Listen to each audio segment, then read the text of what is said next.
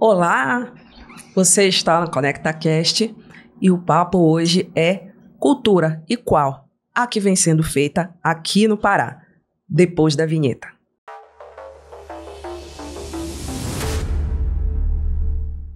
Olá, eu sou a Andrea, produtora da Conecta, e eu tô aqui com meu companheiro de bancada, Marcelo Acioli, também produtor da Conecta, mas alguns me conhecem como cantor da Geek Band. É isso também. E a gente está aqui hoje com o secretário adjunto, Bruno Chagas. Tudo bem, secretário? Seja muito bem-vindo. Muito obrigado, uma honra para mim estar aqui com vocês, né? Um projeto que eu gosto muito, sempre apoiamos, né? Então eu tenho um prazer e uma honra de estar aqui com vocês. Muito obrigado pelo convite. A honra é toda nossa. Obrigado. Quer passar algum recado, mostrar o que você vem fazendo, o que vem sendo feito em termos de cultura aqui, essa proximidade da COP30? Quem tem sido Bruno Chagas nesses últimos dias? Olha, muita coisa, né? Na verdade, a gente está desde 2019, né, num trabalho na Secretaria de Cultura, né, junto com a secretária Úrsula, e nosso governador Helder, nossa vice-governadora Hanna, agora, e fazendo um trabalho justamente de valorização da cultura do Pará, sempre resgatar esse processo dentro da política pública. Eu sempre digo que a cultura ela é uma política pública eficaz, eficiente, eficaz e barata. E que não precisa necessariamente da presença do Estado, né, do poder público para ela existir. Né? É agora, nesse horário que a gente está aqui, não sei qual horário que o ouvinte está vendo a gente, mas nesse momento alguém pode estar numa árvore, um mestre de cultura, uma mestre de cultura pode estar debaixo de uma mangueira ensinando o seu ofício, seja um instrumento musical, seja um artesanato, sem a presença do Estado. Né? A gente não precisa construir uma mega estrutura, construir determinadas instalações para que a cultura exista. Né? Uma roda de carimbó, um teatro, né? Um cosplay, alguém pode estar se reunindo agora fazendo cultura. Né? Então a cultura ela é eficiente e esse pequeno trabalho, essas pequenas ações, elas resgatam as pessoas, elas fazem com que as crianças se interessem, comecem a explorar, comecem a criar uma identidade, se aproximar, ter o espírito de pertencimento, inclusive pela comunidade. Muitas vezes aquela comunidade vive daquele ofício, né, faz parte daquele processo, e a criança, quando ela começa a aprender já pelas mãos da mestra e do mestre de cultura, do fazedor e fazedor de cultura, ela começa a ter esse espírito de pertencimento. Então esse é o nosso papel, fortalecer isso. Né? Não necessariamente estarmos 24 horas naquele processo, mas fortalecermos aqueles pelos quais a gente identifica. Né? Nós vamos identificar, fortalecer através de que política pública? Dos editais, através do reconhecimento, da valorização, da salvaguarda, que aí vem outros processos dentro da Secretaria de Cultura. Então é este que é o processo que desde 2019 o nosso governador nos colocou como primordial, né? Resgatar, fortalecer cada vez mais a cultura do Pará. E graças a Deus a gente acredito que nós tenhamos cumprido o nosso papel de forma muito exitosa, né? Tanto que a gente tem visto a projeção do Pará nos últimos anos, nesses últimos 5 anos pelo menos, né, de uma forma muito satisfatória. Né? O Pará, graças a uma cadeia de iniciativas feita pelo governo do Estado, liderada pelo governador Helder Barbalho, o Estado do Pará hoje está na crista da onda, né, como se diz, tá? Sim, sim. Né, nós vamos receber a COP30, vamos receber agora o Global Size, né, então vamos receber o festival Rock in Rio, vai ter uma ação específica aqui, Amazônia para Sempre, então ano que vem vai ser um ano do Pará. Então a gente não só deixávamos para o ano que vem, mas a partir do ano que vem para todos o resto dos anos, toda a eternidade, que o Pará seja sempre esse foco, essa porta de entrada para a Amazônia. Uma conversa que remete, inclusive, ao começo da nossa história, né? Exato. De Bruno Chagas e Conecta. E como é que foi, você tinha acabado de chegar, as usinas da Paz tinham acabado de chegar na época, né? Como é que foi receber esse projeto lá? Para nós, assim, para mim é uma satisfação muito grande, até porque eu me identifico muito com o projeto de vocês, né? O projeto Conecta, né? Antigamente chamava de nerd, né? Então, o pessoal nerd e tal, um CDF, eu era, com certeza, era aficionado pela cultura geek. Nem sei como chama, se é diferente hoje em dia, mas... tem muitos nomes. Mas naquela época, pelos animes, E quando o Diego me trouxe, né, o projeto, né, foi com muita satisfação, e ele trouxe justamente focando para levar para os adolescentes, para comunidades mais sensíveis, né? E aí casou que as usinas estavam um projeto que estava começando no governo, né? Então, nas primeiras inaugurações, acho que a primeira usina foi a do Icuí, e aí a gente conseguiu levar o projeto para dentro da usina e ele começou a fazer as feiras e começamos a casar esse processo, foi muito satisfatório. E hoje é um sucesso, né? Então, assim, a gente vê bastante movimentado dentro das usinas da Paz, mas e não só lá, né? Eu vejo vocês trabalharem bastante e eu fico muito orgulhoso de poder ter contribuído, né, como agente público também nesse processo. Obrigada. Desculpa. Em relação a... Falando, eu vou sair um pouquinho da seara Nerd Geek, eu acho que vou deixar essa parte mais para o Marcelo hoje. Em relação a políticas públicas, especificamente, mas assim, de culturas mais tradicionais, né? De povos tradicionais, ou de ribeirinhos, enfim. O que a gente sabe que é o escopo do nosso povo aqui, amazônida. O que tem sido feito em termos de políticas públicas para aquelas pessoas, por exemplo, que têm uma cultura que ela é muito mais oral, que é passado de pai para filho, de netos, bisnetos, e vai passando pela ancestralidade. O que tem sido feito nesse sentido? Porque, assim, por vezes a gente sabe que tem uma parcela dessa população que está, assim, produzindo cultura, né, essa cultura tradicional, mas que tem uma certa limitação de acessos. E a gente tem uma tecnologia, né, que, em tese, deveria ser para facilitar a nossa vida, porém tem certa parte da população que não tem esse acesso. E como é que o Estado consegue alcançar essas pessoas e elas para também conseguirem acessar esses meios que, teoricamente, deveriam facilitar a vida delas também? Isso é muito importante. Sabe que em 2019, quando nós chegamos no governo, a secretária Úrsula, né, ela identificou esse processo e nós propomos, e foi aceito na época, havia um pequeno comitê, né, de gestão, de curadoria da Feira do Livro, de justamente mudarmos o nome da Feira do Livro, de se deixar apenas ser Feira Panamazônica do Livro, e passou a ser Feira Panamazônica do Livro e das Multivozes. É justamente para a questão de resgatar este processo que não está apenas na literatura, mas também está em outros escopos, por exemplo, na oralidade. Né? Nós temos muito isso aqui. Né? A minha avó me contava várias histórias. Né? Eu cresci no Marajó, então minha avó me contava várias histórias da cobra grande, do jabuti que é dourado, né? Então, da Matita Pereira, né? Então, do boto, enfim, várias histórias eram contadas naquela época. Eu adorava, né? Ouvia assim, ficava morrendo de medo de algumas, né? E não tinha energia elétrica lá. E aí, quando desligava o gerador, de lá da comunidade, eu ficava no escuro, ouvindo aquele monte de história, a gente ficava, né? E pior que eu dormia bem na janela, e a janela ficava aberta, aí eu ficava, meu Deus do céu, né? Então, eu ficava morrendo de ver, falava, mãe, deixa eu me trocar, que eu dormia mais no meio, fica aí. E aí eu ficava morrendo de medo de olhar e ver a cara do boto, ver a da Matita Pereira, mas graças a Deus eu nunca vi. Vi outras coisas, mas isso daí não vi. E aí, mas era muito legal isso, né? Eu tinha um tio, né, a esposa da minha tia, que ele contava muito. E a partir desse processo de entender que isso é muito importante, faz parte do nosso processo cultural, né? A contação de história, tudo isso, a Feira do Livro passou a ter essa conotação também, incorporar esse processo das multivozes. Mas não somente isso, né? Então, em 2020, né, foi um ano de muitas fragilidades e identificar muitas fragilidades também.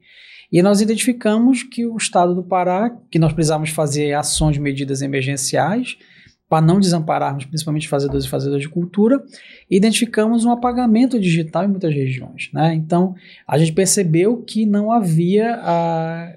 as pessoas que não estavam conectadas de forma adequada. Não foi só na área cultural que se percebeu isso, na educacional também, né? Quando passou a ter aula online, se viu que muita gente não tinha internet. Tinha, às vezes, o smartphone, mas não tinha internet. Ou, às vezes, não tinha o smartphone nem a internet. Né? Então, várias medidas foram... realizadas, incentivadas pelo governo do estado, para que isso pudesse ser mitigado, né, digamos. Dentro do nosso métier, da Secretaria de Cultura, nós vamos fazer uma busca ativa, tentar resgatar essas pessoas, tentar buscar estas pessoas que estavam nesse apagamento digital, para que elas pudessem serem vistas, incluídas dentro do processo, e assim nós pudéssemos atingi-las naquela ocasião, né, com as medidas emergenciais. Isso foi muito importante, porque nós, através do mapa cultural, que foi uma ferramenta que nós adquirimos, nós pudemos trazer vários fazedores e fazedoras de cultura que eventualmente não tinham acesso imediato às tecnologias, né, à conectividade. E com isso tivemos a política pública, alcançamos essas pessoas com a política pública, né? Então isso foi muito importante para nós, né? Então, hoje a gente sabe, o estado do Pará é um estado com dimensões continentais, né? Então, nós temos vários desafios nesse sentido. É feito constantemente um programa de sensibilização das pessoas para que elas possam acessar. Nós fizemos parceria com vários municípios para os municípios terem uma sala de acesso para que os fazedores e fazedoras de cultura pudessem ir lá acessar o mapa cultural, se cadastrar para elas serem vistas. Né? Porque a política pública ela só é efetiva quando ela consegue chegar efetivamente nas pessoas, quando ela consegue de fato estar dentro da casa, da vida, da realidade das pessoas, senão não é política pública, né? Então é importante para nós, né, estarmos conectados com as pessoas, e a tecnologia ela tende a vir para facilitar esse processo, né? Por conta disso, né, nós tivemos um crescimento do mapa cultural, e eu chego a dizer que esse censo que nós conseguimos fazer, né, desde o processo da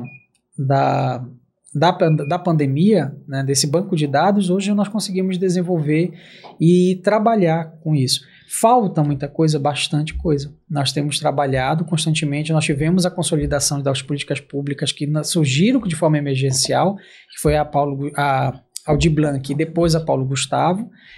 Hoje nós temos a Política Nacional Aldir Blanc, né? Nós tivemos a Paulo Gustavo de forma consolidada, fizemos vários editais, né, para que o recurso pudesse chegar às pessoas de forma democrática, né, ser efetivamente distribuído para aqueles pelo qual esses dois projetos, as duas iniciativas nasceram, que é o Fazedor e Fazedora de Cultura. Então, é uma realidade difícil? Muito, né? O Pará é muito plural, muito diverso, as suas dimensões são gigantescas, são 144 municípios, queríamos estar todos os dias presente em todos os momentos dos 144 municípios, mas nós temos os desafios e vamos vencendo eles cada vez mais. Sobre essas questões que você falou que ainda está faltando, eu queria saber se inclui uma parte mais específica minha, assim, porque nós temos alguns municípios que são conhecidos por artes mais específicas, né? Então, a gente tem Marapanim com Carimbó, a gente tem Bragança e os arredores com a Marujada, se eu não me engano. Sim. Desculpa se eu errar. E uma forma muito única que acontece essas multivozes é justamente pelo passar adiante dos mestres, né? Sim. Os mestres da música do Carimbó, que a gente conhece muito, o mestre Pinduca, né? Sim. Dando só um pequeno exemplo. Eles estão incluídos nessa... Não sei como é que eu posso dizer exatamente, mas nessa conexão virtual, assim, você já tem um escopo conhecido de mestres regionais mesmos que já começam a ensinar em seus locais e tudo mais, reconhecidos pelo governo, alguma coisa assim? A política de reconhecimento, inclusive há muitos anos atrás, né, o governo federal ele possuía uma política de reconhecimento dos mestres e mestras de cultura, né? Um reconhecimento, inclusive, que dava um apoio à sua continuidade dos seus projetos e depois um apoio à questão da sua velhice, digamos assim, uma aposentadoria. O governo do estado ele iniciou um projeto nesse sentido. Nós temos hoje um projeto que valoriza, reconhece os mestres e mestras de cultura. Desde da consolidação do Conselho Estadual de Cultura, o Conselho vem trabalhando junto com a Secretaria, né, para que esses mestres eles sejam cada vez mais identificados, reconhecidos e valorizados. Perfeito. E nós tivemos alguns editais, né, da política do Aldir Blanc, da Paulo Gustavo, que buscou esse resgate, né? E como eu falei no início, né, essas pessoas, de fato, elas têm que ser reconhecidas porque elas começaram a fazer seu ofício e transmitir o seu ofício independente da figura do Estado, né? independente se nós estávamos ou não olhando para elas enquanto poder público. E elas fizeram de forma muito eficiente, né? E tanto que hoje são reconhecidas como mestras, né? Mestra do carimbó, mestra do artesanato, pessoas que têm que ser cada vez mais valorizadas. A tradição de fazer as cuias tapajônicas, né, que a gente toma o nosso tacacá, que vem aqueles desenhos nas cuias, sim. Né, ela é um ofício que ela corre o risco de desaparecer. Porque a nova geração, muitas vezes, não tem o mesmo interesse, né, em aprender aquele ofício. Às vezes nem vê a importância daquela cumbuquinha ali de tacacá, que é só uma cumbuca, né? Então, o IPHAN, por exemplo, tem buscado, que é reconhecido como patrimônio brasileiro, o IPHAN tem buscado fazer essa salvaguarda, buscado também incentivar com que a comunidade possa perpetuar esse trabalho. E as mestras que hoje fazem, né, esse trabalho artesanal nas cuias, que elas possam transmitir e seja preservado esse ofício. Então isso é muito importante. Hoje nós temos poucas que fazem, o IPHAN e a Secretaria têm feito um trabalho conjunto para incentivar e realizar a salvaguarda desse que é um patrimônio importante para nós, para a nossa tradição, né, cultural amazônica, né? Então é uma tradição do estado do Pará, na região do Tapajós, e que é importante ser preservado cada vez mais.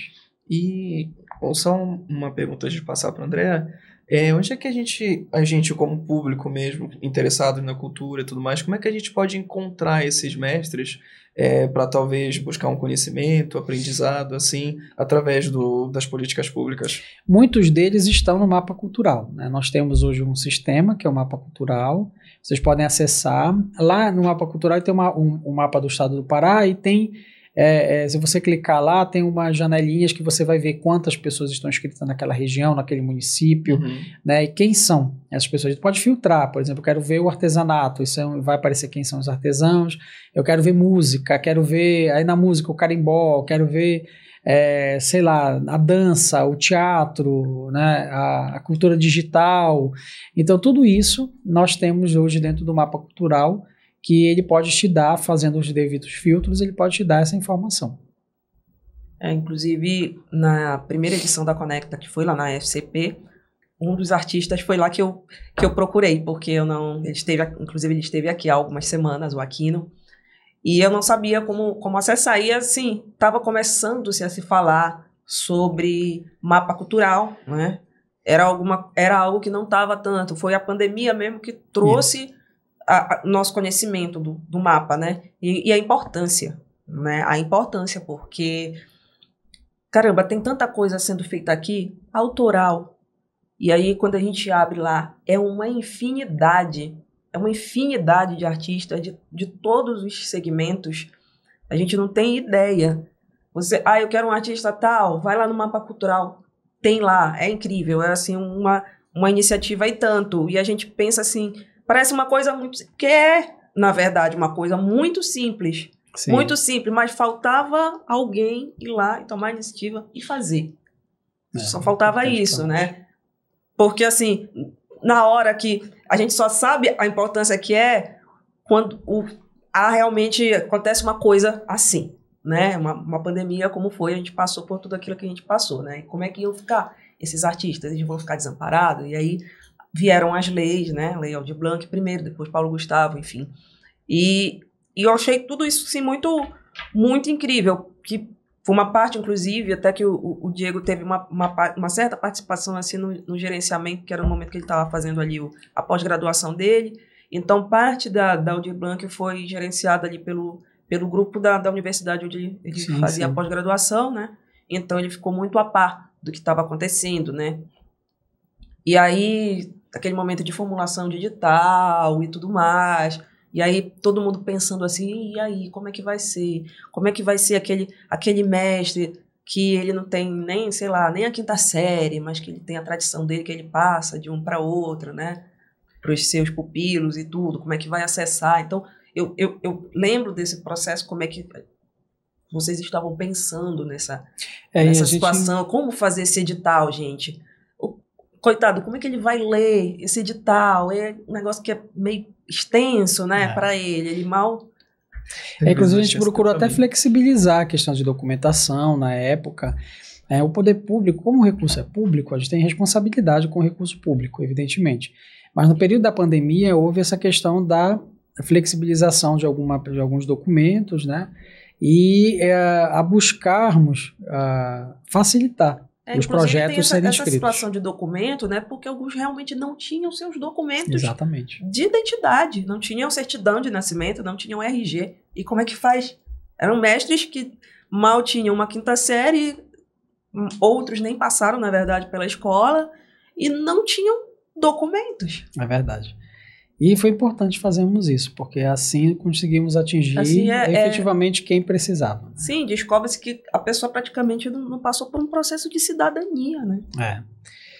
Esse é um problema que a gente busca reparar justamente com essas iniciativas, com essas ações. Trazê-los, visualizá-los nesse processo, né, faz com que a gente consiga resgatá-lo nesse aspecto da cidadania.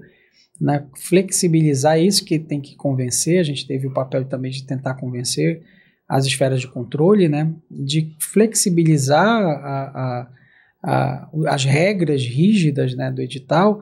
Não significa liberarmos geral, não, significa justamente fazer esse resgate de cidadania a essas pessoas. Elas têm os mesmos direitos que nós.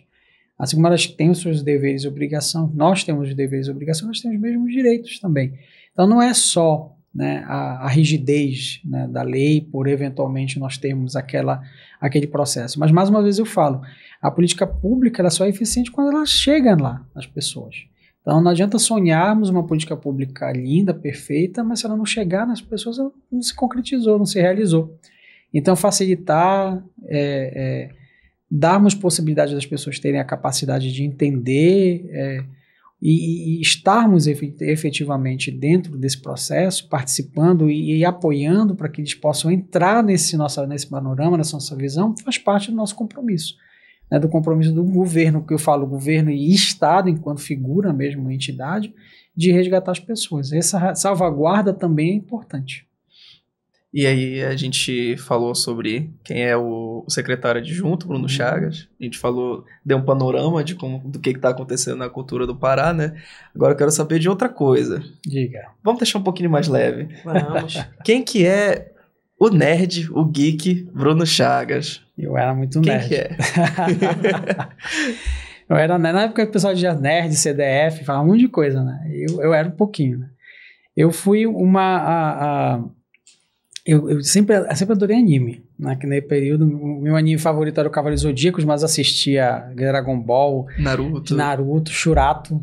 O Naruto ele ele já estava um pouco mais adulto, mas esses outros assim, eu assistia Sailor Moon, que tinha uma dublagem do One Piece lá também, Tinha.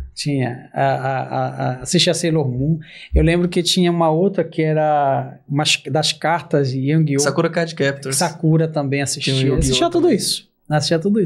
E adorava. E sempre fui muito fã, assistia. Às vezes minha mãe não deixava assistir porque a concepção dos japoneses, né, em termos de alguns termos, por exemplo, demônios, essas coisas, não é muito parecida com a nossa. É muito mais natural para eles. Para eles, né? Aí às vezes eu estava assistindo, minha mãe passava na frente da televisão, na hora que ele estava falando, eu vou invocar o demônio, não sei o que, ela pá, desligava. Eu falei, não, mas não é isso que a senhora está achando. O que tu tá assistindo, menino, na minha casa? Aí eu dizia, não, desliga, não vai assistir mais. Eu dizia, não, mas não é isso, deixa eu assistir. Aí deixava assistir. Mas adorava. Na casa demorou pra mudar. E assim, teve um tempo que só passava, vocês não são dessa época, só passava na TV Manchete, né? Não sou, mas eu tô ligado. Pois é. E aqui em Belém não tinha mais a TV Manchete. Só tinha que tinha antena parabólica. Só que tinha uma gambiarra que fazia, que o pessoal colocava um fio no videocassete, né? O videocassete, e no nada pegava. Pegava MTV, pegava a Manchete. MTV assim. Era assim que eu assistia. E tudo riscado numa TV igual essa aqui, de tubo. Pegava, tudo riscado. Porque o videocassete, ele tinha o sinal do... Deixa eu me lembrar. Gabriel, como era o nome do sinal? O HF, né? O HF. O HF. Isso e mesmo. Pegava.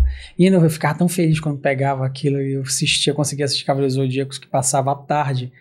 E aí... porque como não tinha a TV Manchete aqui, aí às vezes só assistia Cavaleiros Zodíacos quando eu tirava férias. Porque eu ia pra Macapá, né? Porque a família da mamãe é de Macapá, eu ia pra Macapá e Macapá tinha TV Manchete. Aí eu assistia de manhã o Cavaleiros Zodíacos. Aí que eu conseguia atualizar o que estava acontecendo. Chegava lá religiosamente. Mas fazia questão de ir pra Macapá, não é nem para as férias, para assistir. Dane-se a Cavaleiro, Churato, Cavaleiro.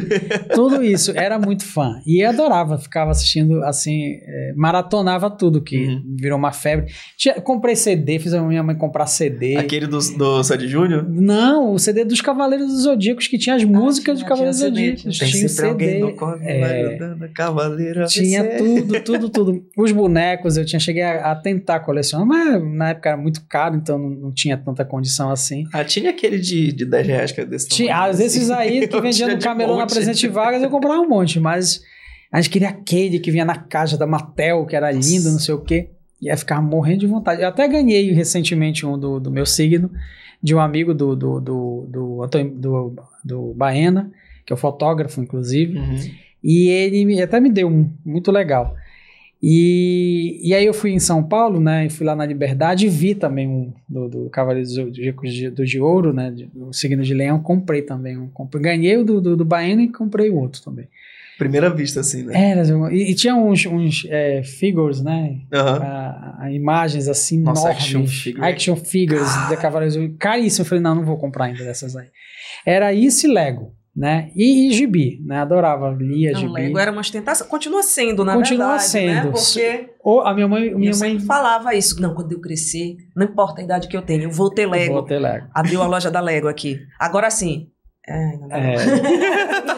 Ainda não.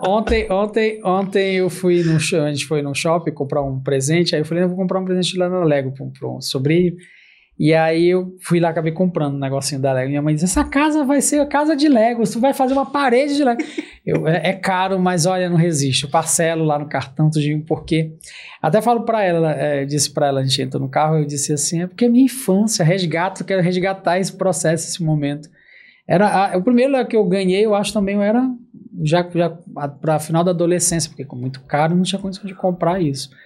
Mas eu era aficionado. Eu tinha um vizinho que ele tinha vários Legos, só ia por causa dele, porque eu queria brincar, queria montar, e ele tinha vários Legos. Tu era aficionado pelo Hot Wheels também? Eu gostava do Hot Wheels, gostava. Só que era caro, né? Era caro, ainda é, né? Aquela coisa assim, pra tu ficar só jogando ele assim. Caro. Aí os pais olhavam pra isso, pra que tu quer isso? Pra brincar de bola aqui. Mas aí tinha os genéricos também, né? Tinha os genéricos. O genérico a gente fazia em casa com papelão e tudo mais. Não, na época era a ficha era a ficha, né? A tampa da garrafa, né? A ficha que brincava, esse que a gente brincava de corrida, né? Sim. A gente brincava. Ia tacando assim. Ia atacando, fazia uma pista de areia, não era Hot Wheels, nosso Hot Wheels era esse, era a pistinha de areia. Falando de ficha, eu lembrei foi de Pimbolim. Tinha um Pimbolim. Mas na minha época, olha, era o... Como é o nome? O videogame grande, esqueci agora. Arcade. Mas o fliperama, né? E na casa esqueci o nome dela, lá no Jurunas, eu cresci no Jurunas, a casa dela, a garagem dela era assim, cheia de televisão desse tipo, que tinha o Nintendo, que a gente brincava. A brincar de Mario, Bomberman, adorava brincar de Bomberman. Aí ia lá, era 50 centavos a hora, eu juntava o dinheiro para poder ir. Brincava. Uma hora, ficava triste e ficava lá olhando. Casas assim, na periferia tinha as casas, né? Pra brincar. Que o pessoal tinha lá uns consoles, né? Tinha. Era montado, assim, tinha uns que tinha até o... Não cheguei aí pra locadora que tinha os consoles lá pra jogar, né? Só a gente tinha um Super Nintendozinho em casa, que a gente comprava, ia toda semana na locadora, trocava as fitas, né? Eu ia lá, quase jogava. Nunca funcionava as fitas. Era a hora, pagava a hora. Aí não funcionava, ia... né? Soprava e colocava lá. Soprava, batia, colocava. Aí não conseguia zerar o jogo, voltava na outra semana. Os que tinha como salvar, né? Voltava na outra semana, já não tava mais lá. Não já tinha começado a salvar já é mais assim pra tua época.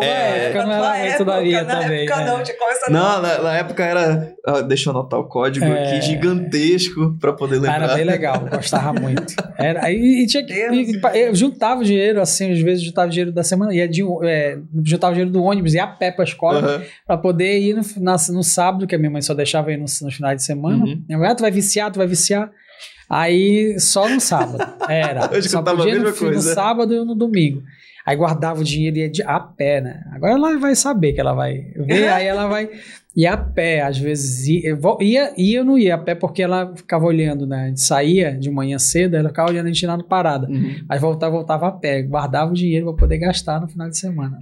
Fiquei só de meio-dia, mas eu voltava a pé. Já pensei em 2 perguntas aqui, se tu tiver uma para fazer. Não, pode fazer, beleza. Pode fazer. A primeira é justamente sobre a questão de videogames. A Secretaria de Cultura do Pará, ela tem uma visão assim sobre os videogames como arte, porque já tem essa discussão no mundo afora, realmente, que os jogos eles não apenas são arte, né? Como eles juntam uma galeria de Hoje eu já artistas, vejo eu pessoalmente vejo como esporte, né? Além de ser realmente uma questão profissional. Tem a questão do esporte, tanto que nós temos na Secretaria de Esporte, fez no Mangueirão, né? Uma sala game, né? Então, lindíssimo. Que hoje tem campeonato, tem tudo isso, né? Então, acho que assim, realmente é um esporte e muito desafiador, né? E o videogame, ele traz muitos benefícios, não é só para o adolescente, para criança não, para o idoso, né? Hoje em dia tem vários estudos mostrando que instalando videogame, determinados jogos, né, nos asilos e casas de internação de idosos, os idosos conseguiram ter a própria terapia ocupacional, né, o pessoal da terapia ocupacional faz muito utilização do videogame, até do PlayStation eu vi, né, algumas reportagens mostrando isso. Então, tudo que é benéfico para a população, né, tem que ser valorizado e trazido. E essa questão da sala é muito importante justamente para digamos assim, democratizar, vou usar essa palavra, para as pessoas verem que é um esporte. Que não é uma arte facilmente apreciável, né? E é um esporte, as crianças podem ir lá mais especializar e depois até tornar uma profissão, desenhar. É um mercado multimilionário, no campo né? já da arte mesmo, exatamente, né? Fazer os seus desenhos, suas produções. Então, é uma arte. Mas aí eu sei que tem algumas oficinas pela FCP que tem design em 2D, animação e tudo mais. Mas tem algum programa que conseguiria abordar essa... Eu quero produzir um videogame.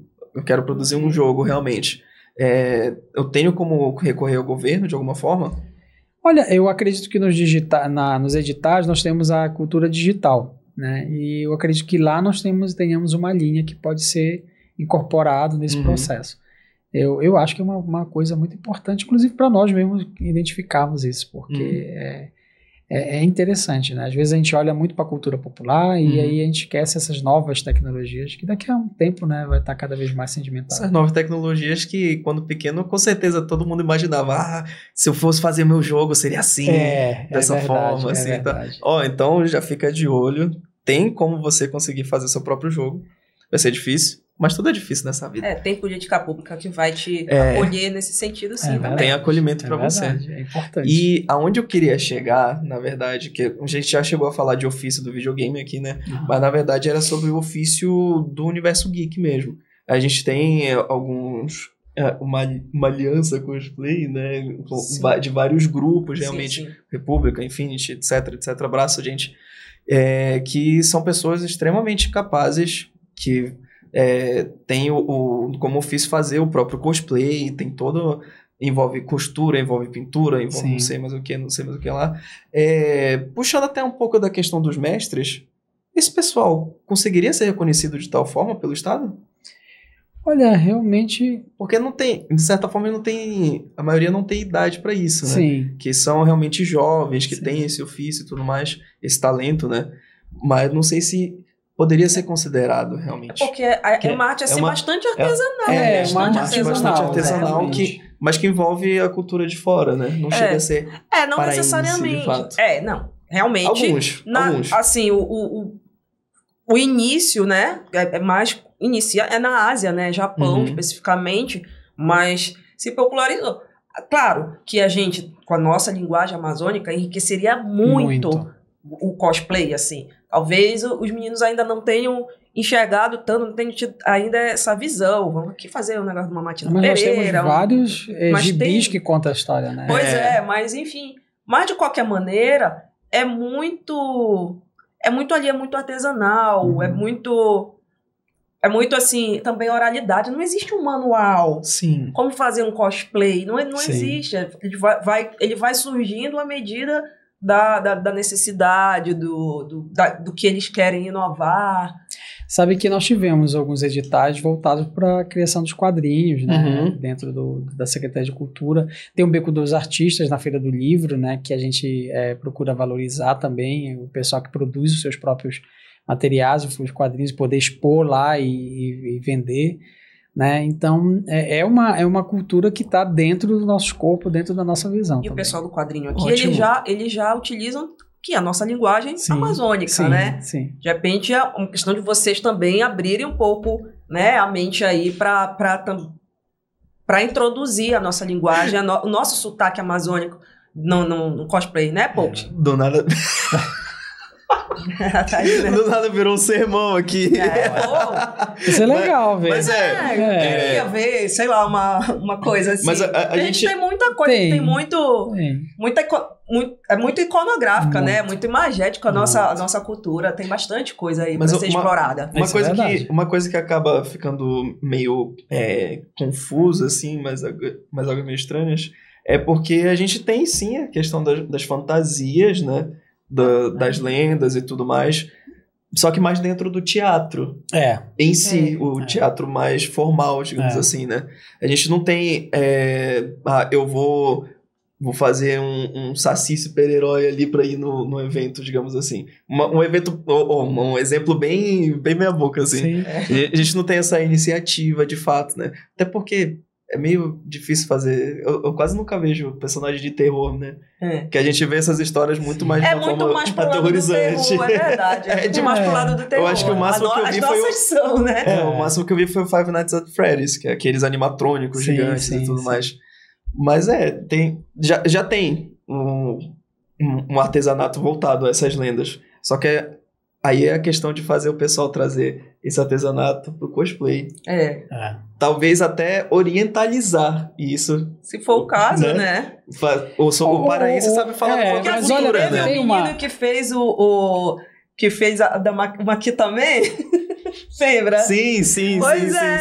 Ele pegou, era o Chainsaw Man, né? Era pra ser o Chainsaw Man. Mas como a gente é paraense e a nossa realidade é Maquita. Inteiro, ele fez o Maquitaman, colocou uma camiseta do Pará e foi o maior sucesso. Ele recebeu encomenda, inclusive, pra fazer pra outras pessoas, pro carnaval. Que legal.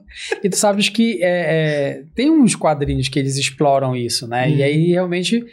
a maioria dos animes, elas vêm, né, da questão do anime de quadrinho mesmo. Então, eu acho que se a gente explorar, como você falou isso, o audiovisual aqui da nossa região é muito pujante, é muito forte, né?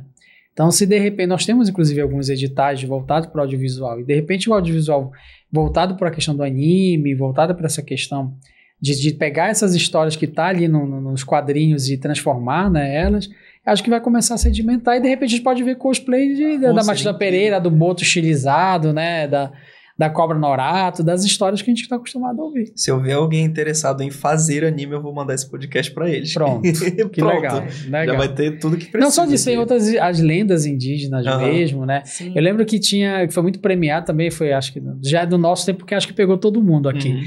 Que é o Catalendas da TV Cultura, mostrava muito isso, né? Contava essas histórias, essas lendas da indígenas, né? Do povo da floresta, e era muito bacana, a gente ouvia, né? Via, eu adorava assistir, né? Quando ele começou, era bem mais novo, né? Então, durou muito tempo, Assim que eu assisti o Castelo Rá-Tim-Bum, tinha até a preguiça, tinha preguiça. A preguiça tinha lá na lojinha, lá na TV Cultura, pra vender. Era. E assistiu, você na TV Cultura assistiu o Castelo Rá-Tim-Bum, o X-Tudo, o Catalendas, adorava. Eu vi até na internet o pessoal comparando o Harry Potter com o Castelo Rá-Tim-Bum esses dias, né? Achei bem engraçado. Eu até vi um cosplay do Bigman. Sério? Do Dr. Bigman. Muito da hora. Não lembro se era brasileiro ou não, mas eu cheguei a ver, assim. O de Bigman era... Sim, muito bacana, adorava. Doug, eu gostava de assistir Doug. O Doug era tudo tranquilinho. Muito bacana. Então, essa às vezes a mãe diz assim, menino, vai pra fora brincar. Até a mãe que diz assim, eu tive a minha fase, né, de ir pra fora, ficar o dia inteiro lá fora, e depois eu tive minha fase só de ficar lá dentro. Assistia tudo isso daí, adorava. assistia os desenhos. Não tinha manchete aqui, eu ia à TV Cultura e assistia outras coisas que dá pra distrair. Pois é. Então, mas depois o Cavaleiros do Zodíaco foi para as outras emissoras. E a sensação da minha metade da minha adolescência pro final foi Dragon Ball.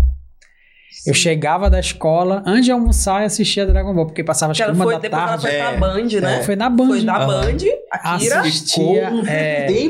Ficou um tempão. E a Band era, nessa época, se eu não tô enganado, ela era o hub de coisa japonesa que tinha Saban lá. E voltou, aí o Cavaleiros do Zodíaco começou a passar lá.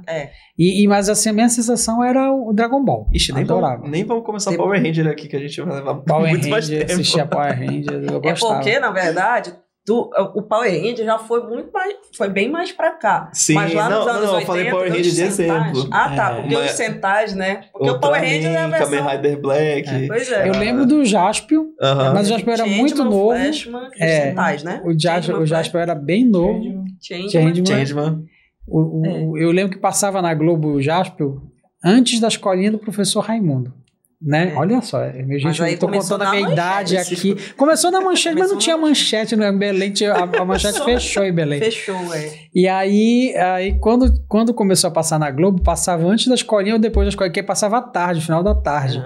Aí depois foi substituído pela Malhação, né? A Malhação acabou com o Jasper, acabou com a escolinha do professor Raimundo.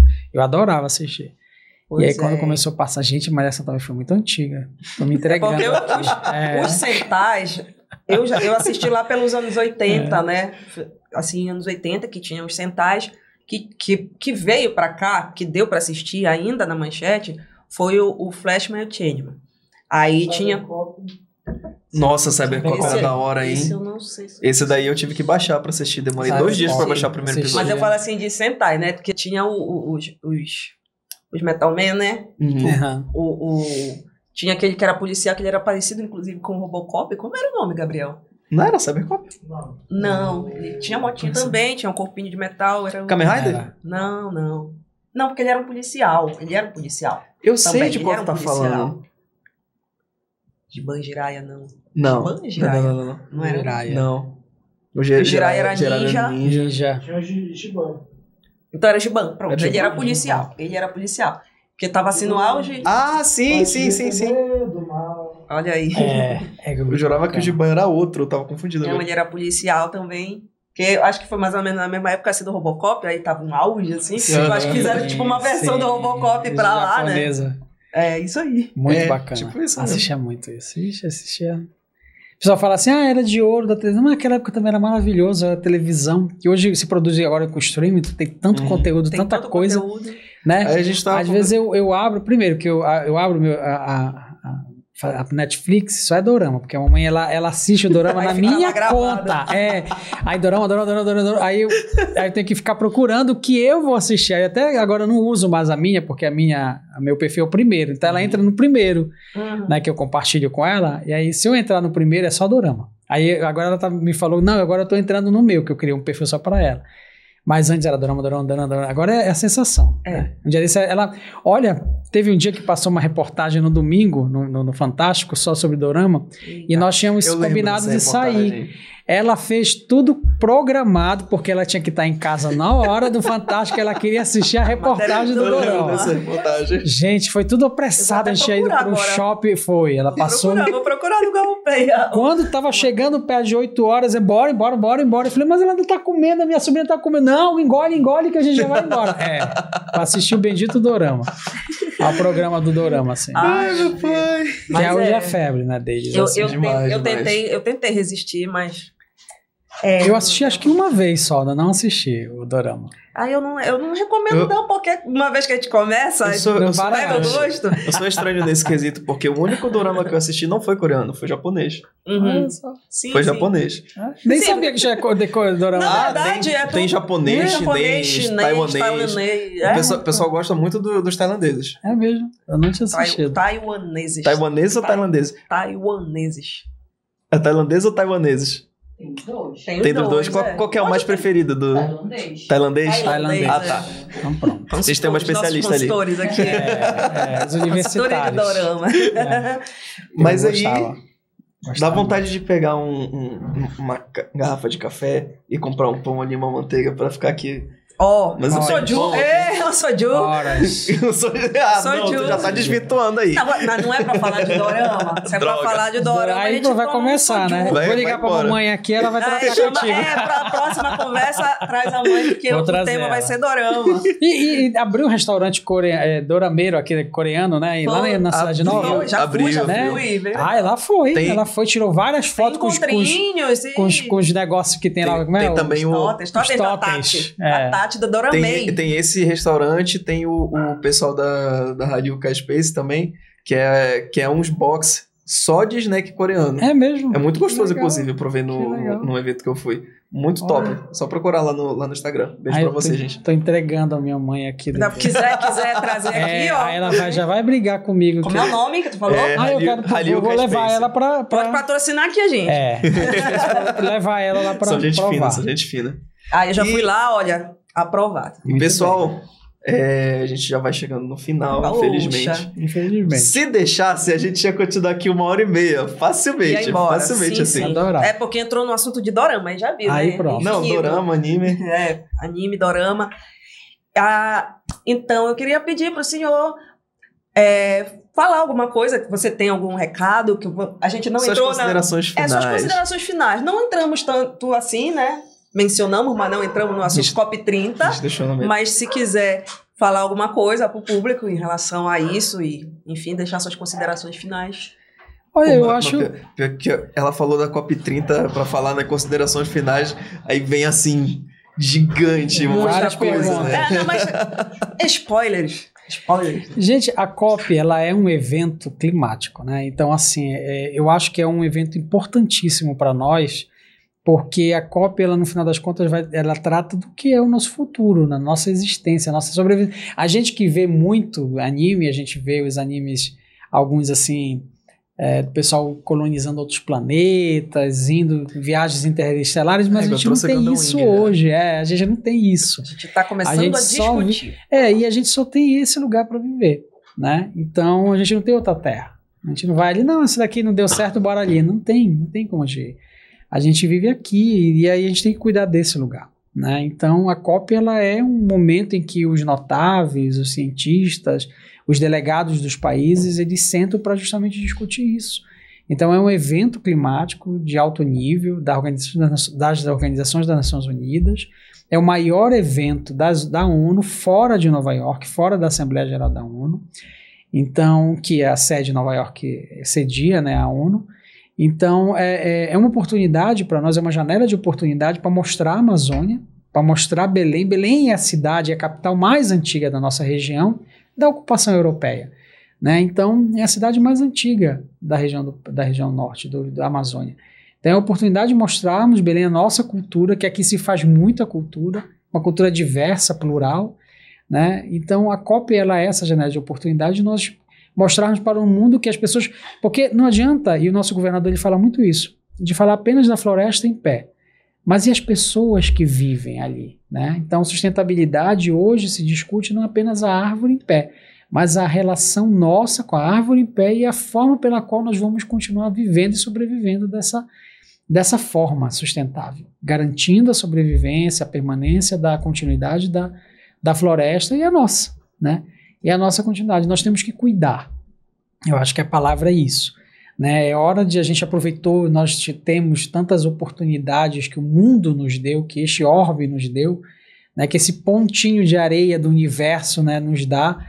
E agora é o momento de nós cuidarmos desse lugar, né? Não é uma questão de saber como a Terra é, se ela é plana, se ela é redonda, se ela é estrela, se ela é pirâmide, diagonal, sei lá. É cuidar deste lugar, né?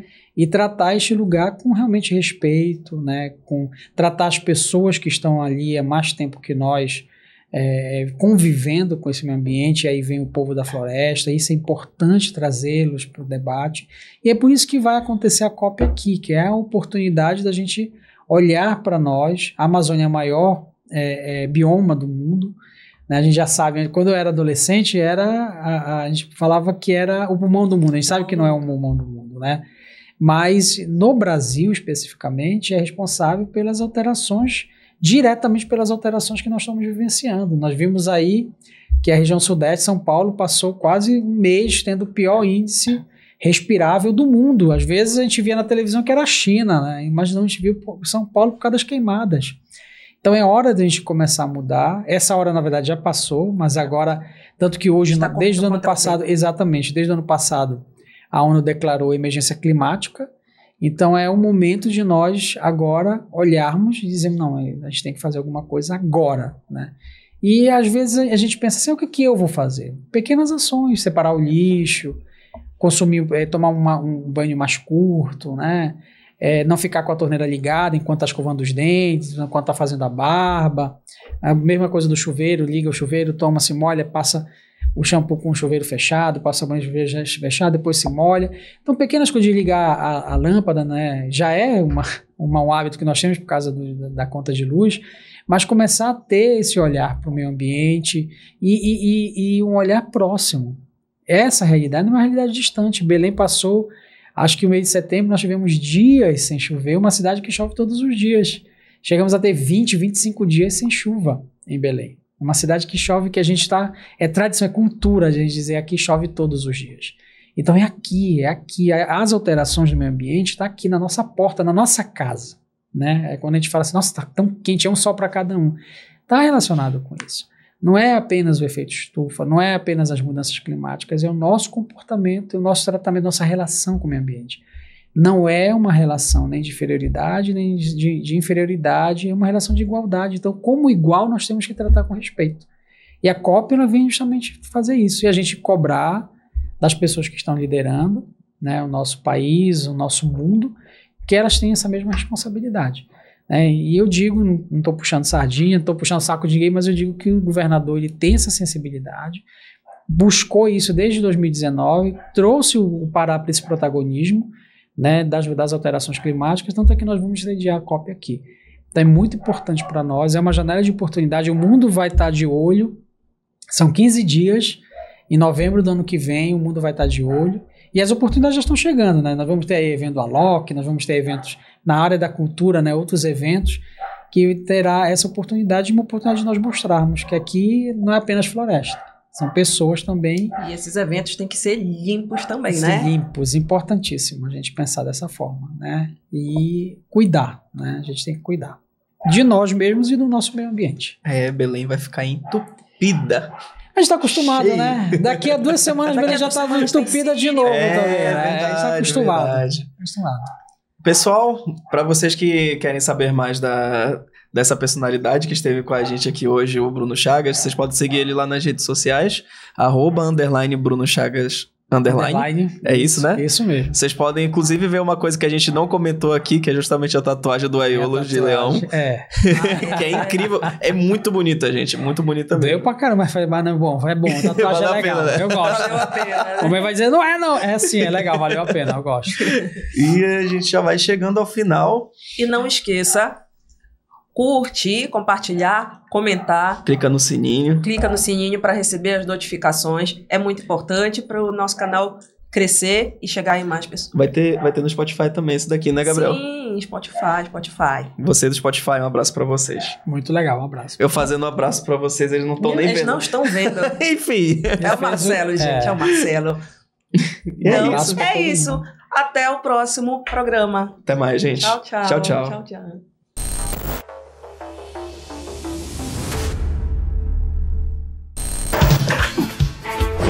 É você, Seiya? Seiya!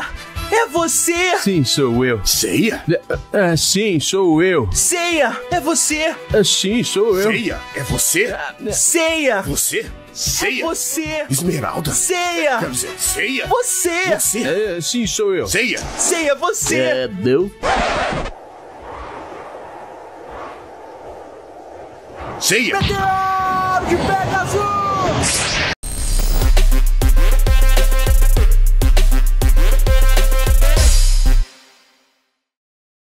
Pode baixar esse seu rabo de fênix. Ikki! Yoga? Cisne? Sou eu, Cisne. Mas é o Cisne? É claro. Yoga! Cisne, não pode ser! Pode ser sim. Não é possível! Sim, estou vivo. Yoga! Cisne!